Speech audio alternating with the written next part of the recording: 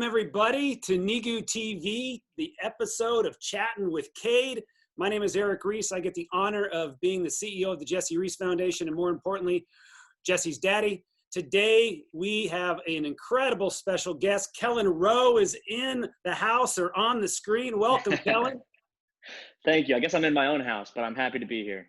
We're so grateful. Kelyn is one of our amazing all-stars, been with us for many years.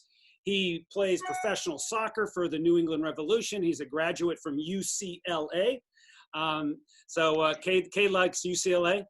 And, there we go. Also, Kelyn is one of the first recipients of the Jessie Award that we award to distinguished athletes and individuals that go above and beyond to help kids fighting cancer never, ever give up. And so, Kelyn, on behalf of my family and the foundation, thank you for all that you do for kids fighting cancer. We're grateful to have you. And Cade, how are you doing today, buddy? I'm doing good. How are you? I'm doing great, man. It's great to see you. School going good? Yeah, almost done. One more week. All right, one more week. That's a celebration right there. Yeah. So, Cade, we're excited that last time we talked, I invited you to be the host of Chatting with Cade, and you chose to be on this and have your own channel. We're so excited because you're one of our junior ambassadors. So again, we're grateful to have you, buddy. You're such an inspiration to so many. And let's start the chatting, bud. So first of all, thank you so much for being on this channel. Thanks for having me. You've done a lot of stuff with like NEGU, like brought kids out to games. Tell me about the NEGU crew. Yeah, so back in 2014, I met a young boy named David at the hospital in Boston, Massachusetts, where I'm playing. And that's actually, that photo there is me and David on our first day. So that's very very memorable for me.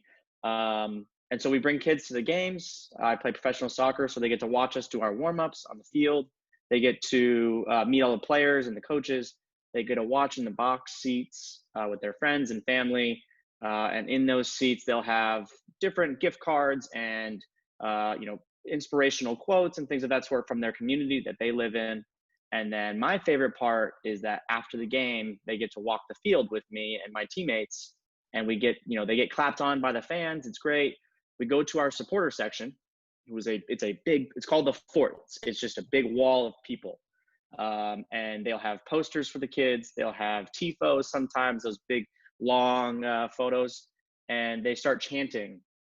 If it was Cade, if you were there, it would be, "Hey, Cade, never give up. Hey, Cade, never give up." And it's just, It's very chilling and beautiful.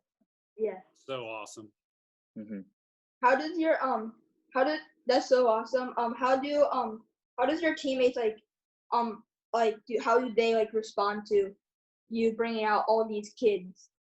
It was a little bit of an adjustment period because people thought it was my kid. They thought I had like 20 kids back. It was pretty funny. But now every time we do it, every single teammate of mine and even teammates that I've had in the past or people who just see the child from other teams will come over and say hello. So it's pretty amazing the community that it has brought, not only in my team, but in the whole league and in the fans and even the ownership and coaches will come over and say hello to these kids. So it goes from the players to the fans to all the way up to the people who own the stadiums and the teams. So it's pretty cool that everyone kind of buys into it. And Kelyn will never say this, but he actually is the one that came up with this idea. We piloted it. It was super successful. Now other teams are doing it.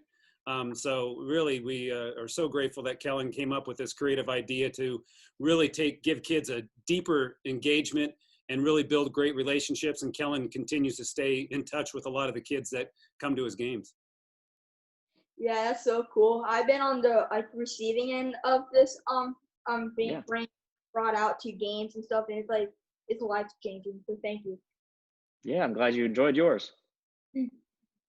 My next question is how many kids have you brought out to these games? Over 20, I would say. Over 40 now. 40, yeah. And then if you count in Dallas, Ryan Hollinstead, Yeah. And when I was gone with the Revolution and Matt Turner did it with last year, I'd say we might have over 50. Yeah. Since 2014. So great. Yeah. I wish I knew the exact number, but since I don't know how many Ryan does and how many Matt did when I was gone, but I'd say it's close to 50, which is pretty cool. Yeah, it's awesome. I look at my NEGU wristband and every time I look at it, it inspires me to never ever give up in my therapies and schoolwork. Of course. Wear the NEGU wristband. It's been on the cover of Sports Illustrated 6 times. You can't they won't allow you to wear your NEGU wristband. So by you had a tattoo done on your arm. Tell us about that. Yeah, so we aren't allowed to wear anything extra on our bodies, earrings, necklaces, wristbands of any sort. And it's, we've had rare occasions when we can wear, an armband representing like I did with Devin, Saya, who passed away, and we had a game dedicated to him. But I wanted something that was forever. That's something that made sure that I never ever gave up, and that I would always have a connection with these kids and their families as they went on. And so I created myself and you remember Corey Tomlinson? Yeah. Corey. Corey and I came up with this idea, and we kind of put our brains together because he's a very creative dude to create this pediatric cancer ribbon. Yeah. Okay. You can see the NEGU. Yeah. So I wanted to always be able to read it. So it's right in front. It faces me, and then it's the whole ribbon. Okay. That's the date that that this whole thing started. That's David. Yeah. All right. Then it says, I can see if I can do this. 91st minute. Okay. That is my favorite part. Right after the game ends, I get to go see that kid and walk them around the field. So that's my favorite part of the whole thing. And then the goal, something that Erik and I had spoken about. So I can turn my wrist. Okay. It said, the second part says, cure a bad day. Erik and I had talked about this when we first started. I wanted to give back as much as I could, but I'm not in the position to give, millions of dollars. I don't have that. I can't give, I wish we could find a cure, but that is, there's so many cases and so much little funding. So Erik told me, he goes, look, you might not be able to do those things with the money and with the cure, but you can always cure a bad day. And that's what you go into every single NEGU crew.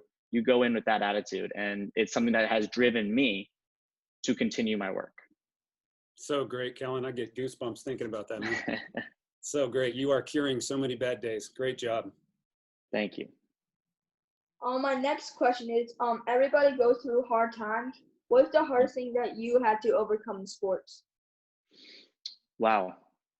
I think it's been very tough to have injuries. I've had a few injuries, nothing too long.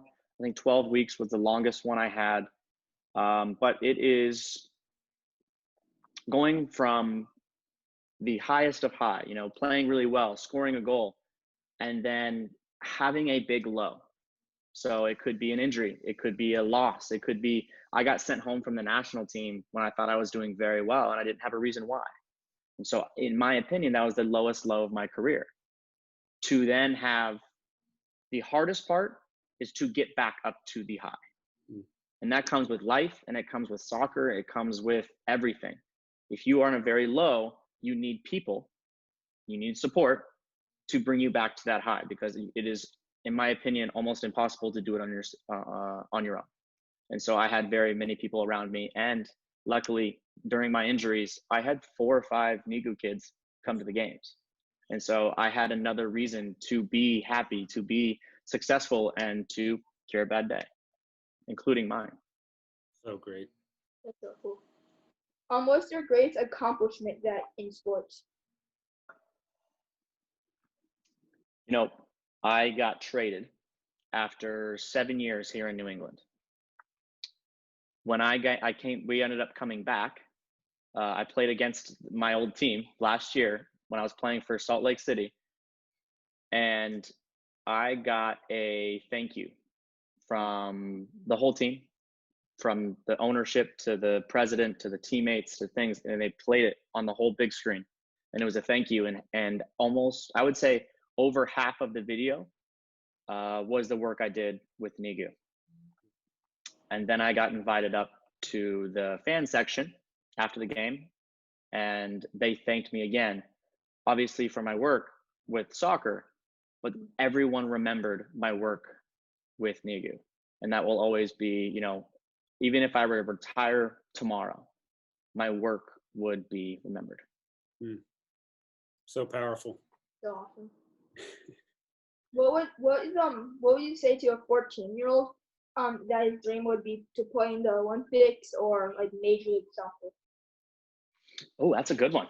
Okay, how about I give you what my dad and my mom told me, and they still tell me every day, or before every game. Okay, they say 3 things to me, and it's something that I live not only my soccer life but my actual life as well.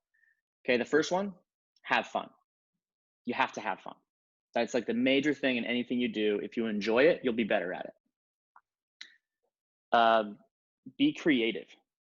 So don't be like everyone else. Be yourself. If you try a move in soccer and it doesn't work, try it again. Mix it up a little bit. Try something that makes you unique. Third, and this is my dad's big hit, don't let anyone work harder than you. You have to outwork everyone on the other team, on your team, to make sure that you are the best. And that comes, again, with life as well as it does soccer. Those are the top 3 things that I get from my parents before every game I play, still. Those 3 things would definitely work for a 14-year-old. Yes, it would. Have fun, be creative, and outwork everybody. That's awesome. That's great wisdom. My parents get it right every once in a while. Ah, no. All right, Cade, I'm sure you got a couple more for Kelyn. I have some fun questions now. Ooh, here we go. Here we go. What time do you set your alarm to wake up in the morning? I have not set it past 8 o'clock in the morning for years. So it could be 6:30, it could be 8, anytime between there. What time do you set your clock, Cade? I don't like, sometimes I do, like, if I have to get up like kind of early, but I get up kind of early. Like I can't, like, I mean, I would if I tried. I probably sleep in. You and me both. I've been told that they say that makes us smarter. Really? We can learn more throughout the day. That's We're so smarter cool. than everyone. That's it. What's on your pregame playlist? Oh. Ooh, I like this. Okay. I'm gonna throw out people that you may not have heard of. I do a lot of Queen. Queen is a rock band that is awesome. I've got some Michael Jackson on there. All right. I've got some Avicii. So like a little bit of techno, get your body going a little bit, get a little faster. And weirdly enough, okay, Dave Matthews. Wow. It calms me down. You know, you get up really high, you don't want to be too excited, and then he just calms you down. Wow. That's awesome. Mm-hmm. Any other questions, Cade? I just wanted to say thank you for being on here. Of course, buddy. I can't wait to actually meet you in person. Yeah. Shake your hand, give you a hug. If that's allowed. Yeah. Yeah, maybe I can come out to one of your games or something. I would love that. I would absolutely love that. Yeah, because Cade, you went to Buffalo last year, so Buffalo's not too far more to Boston. Yeah, I could. Yeah, that would be so fun to do. And you know, Boston's just a fun place. Exactly. It's a little bit better than Buffalo. Yeah. Because Kelyn won't tell you this also, but he's also a wine connoisseur. So you know he has all kinds of tricks. He can not only kick the ball and do all kinds of tricks with a ball, but he has many talents. That's so cool. Well, Kelyn, thank you again for carving out time for Cade, for jumping on this channel with us so we can use this to encourage more and more athletes to understand about ways to use their platform. You have definitely done that in exceptional ways. We're just incredibly honored by your compassionate heart, your competitive spirit, your desire to see kids smile.